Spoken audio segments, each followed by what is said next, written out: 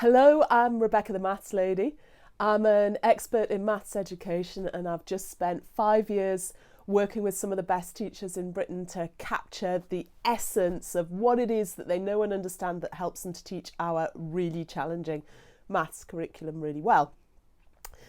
Thanks for all the feedback and encouragement after episode 1. I got lots of comments and lots of advice on how to do this. The camera position has changed and all sorts based on what people said.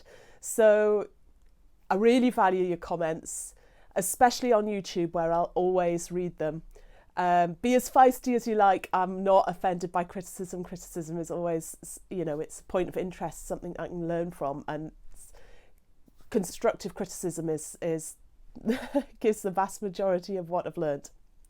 So this is episode 2 of the series for English reception class, which children start when they're 4 years old. Some of them are still 4 when they finish it. And this episode is all about what you need to do first when you meet your kids to ensure that they're going to thrive in this year. And it's all about the fact that not all children really understand what number is when they're so young.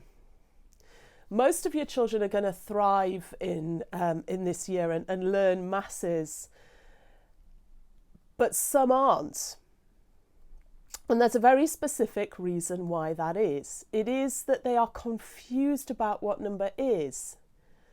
They may be able to chant 1, 2, 3, 4, 5, 6, 7, 8, 9, 10. They may be able to talk quite fluently about aspects of number, but that does not mean that they really understand what number is. Let's have a look at why number's confusing. So if we look at speed bar, great representation of number. If we take the number 4, pretty relevant to 4-year-olds. Well, what does that mean? When you're talking about being 4, it's this. You're in your 4th, well, your 5th year, but year number 4. It's a single thing. It's not really that or this. And we have specific terminology for this. This here, the single thing that is number 4, that's the ordinal number 4. 4 things together, that's cardinal number 4. So ordinal is to do with order, 4th, and cardinal is the set of objects that makes that number. So number is intrinsically confusing, and some children just haven't got their heads around that. And the art of being a great reception class teacher for 4-year-olds is in identifying the kids who haven't got it, and that's what this episode is all about, and intervening to make sure they have got it before you start to teach your curriculum for this year. So in this episode I'm going to talk about how you identify the kids who've got this issue, how you intervene as a school, and also about how you engage parents to make sure that these children fly. So if you think you're going to like this episode and this series, please give us a like and subscribe to the channel. There should be a subscribe button on YouTube below your YouTube video, and then you'll be able to find it again if you lose it. Okay, so when we study early years, this is the Early Years Bible. This is Clements and Sarama, Learning and Teaching Early Math. It's the current real Bible of the research into learning trajectories in the early years.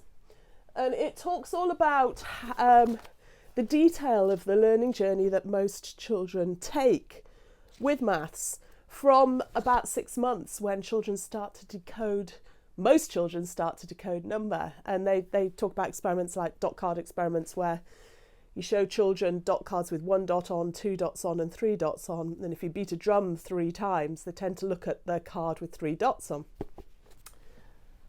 But not all children do that. Very young children are feisty little characters. They're doing their own thing and they're concentrating on what they want to concentrate on. So if they're concentrating on smell, they won't notice what's going on with number. And if they're concentrating on colour, similarly, or if they're going through an emotional time when they're trying to decode what's happening with the interpersonal relationships around them, then they won't pay attention to number. It's one of the reasons why it's wise to start formal maths teaching later, because if you're starting at the age of 7, you can assume that children have got a basic understanding of what number is, that it's come round in its turn and they've got to grips with it. And that's yet another reason why some of the East Asian approaches don't translate onto our curriculum. So what we have to do is very quickly identify the kids who've got this issue.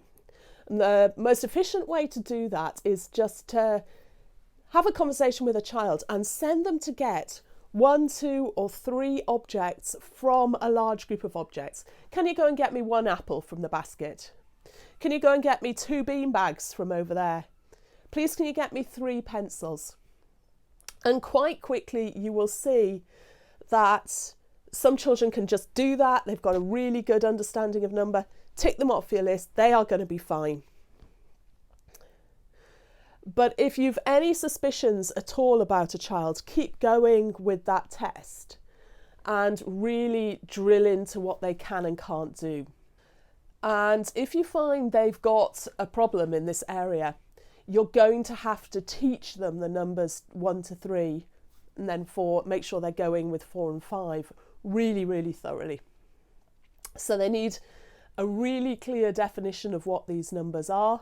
1 is all on its own. I am the one and only. Bit of Chesney Hawkes. If you've got that reference, I don't know how far that travels internationally.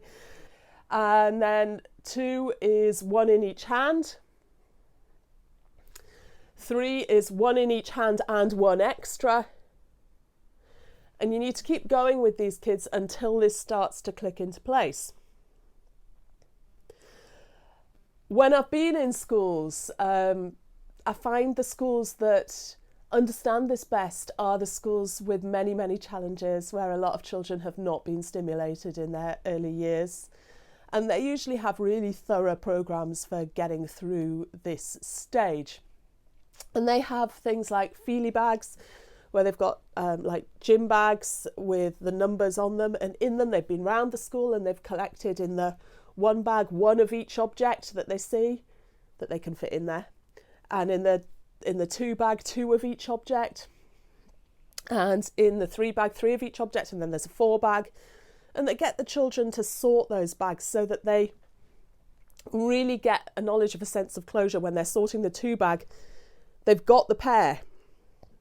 When they've got 1 in each hand, that's done. That set is done. So they can move on and find another set. Then when they get onto the 3 bag, they have to really get a deep sense of 3. So all that's going on.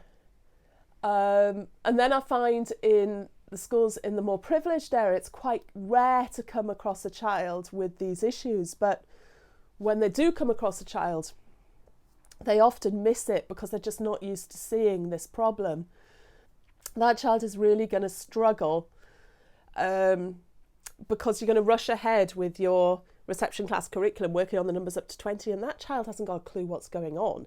And they are learning all the strategies of pretending to know and taking cues from the child on their right or the child on their left to get the right answer, watching the teacher's face to see what they think they want to say. And then they're learning all the bad habits that they are someone who doesn't understand number and maths straight away. And it's cumulative from there. A lot of the problems, the serious problems that children have, are set up at this stage. So you need to go through that stage of making sure children get those small numbers. But these children that you've identified are way behind. Other children have been decoding number for three years already, and they've made such progress. So you really need a magic wand to help these children catch up. Unfortunately, in maths, we have one. This is Jen McGonigal's book, Reality is Broken. And it's all about games and how children can suddenly make incredible progress when you play games. And it's so true in many, many spheres of maths when you need a sudden magic wand that games can do it. And the key games that are relevant here This one, Ladybirds, classic game. Absolutely fabulous, really simple. You need to get the families involved. And if you can get the family into a habit of playing this game like once a week with their child, it only takes 5 or 10 minutes. You can make such a difference so quickly. So you need to chat to the parents, tell them, look, I've identified this particular problem with your child and this will sort it out. Can you do this? Can you do it once a week? If not, is there a grandma on the scene? Is there someone that this child goes to after school? You can do a lot of this proactively. If you've got orientation sessions, if you're doing visits at home, make people aware of this game. If the children are having parties, suggest it as a birthday present gift. This is less than a tenner in the UK, perfect price point. And you can also pick up, a lot of parents will have other children around at their house, get them to play it with the other children so the children learn it.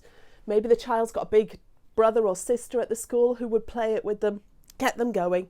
And as a last resort, you need to be doing a lot with that child in school, because if a child's not getting access to any of that, they've got real challenges which you can turn around. But obviously you're short on resource, so you need to get the family as involved as possible. And when families do get involved and see how they can turn things around, it empowers them to be great parents and to start this journey with the school on raising the children academically together with the school. Help lay the foundations for you, getting them reading with their child and so on.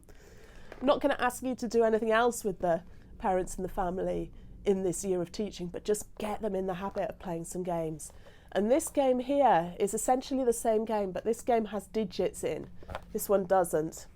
And children just love them. This is a gorgeous, gorgeous game. Such fun.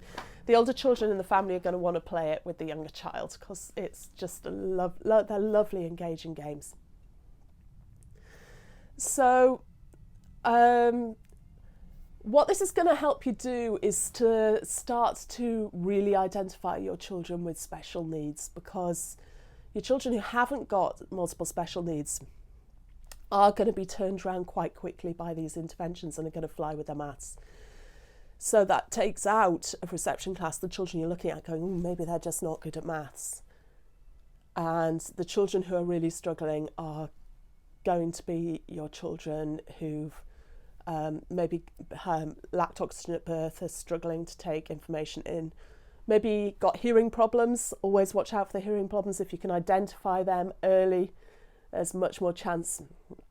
I pick up kids who are really struggling with maths later on, and it's really common for those children to have had hearing problems when they were very young and they simply missed a lot of steps. So try and identify those. I'm not going to get into special needs in this series, that's one for another series. This is just about the mainstream teaching. So this has been episode 2, which has been all about baselining your children as they come into reception class or whatever your class for 4-year-olds is, and intervening to make sure that the children are going to fly with everything that you throw at them this year. Episode 3 is going to be about number in your first half term, which is going to be about really thorough teaching of the numbers 1 to 5. We'll get into issues like subitizing, way beyond children just having a basic understanding of what number is and really thoroughly knowing those numbers, and a bit more as well about the general teaching of number in the first half term. So please comment, please tag friends in. YouTube is the best place to comment if you want me to see your comments. Please share this video to groups and recommend it to friends, and tag them into conversations. And please like the video if you like it, and subscribe to the channel. I'm going to try and publish a video at 3 o'clock on a Thursday every week. I'll do my best. I'm human. I'm doing this on top of everything else, like anyone else doing these things. I'm Rebecca the Maths Lady, here to help you love teaching maths. Thanks for watching, and I hope to see you again soon.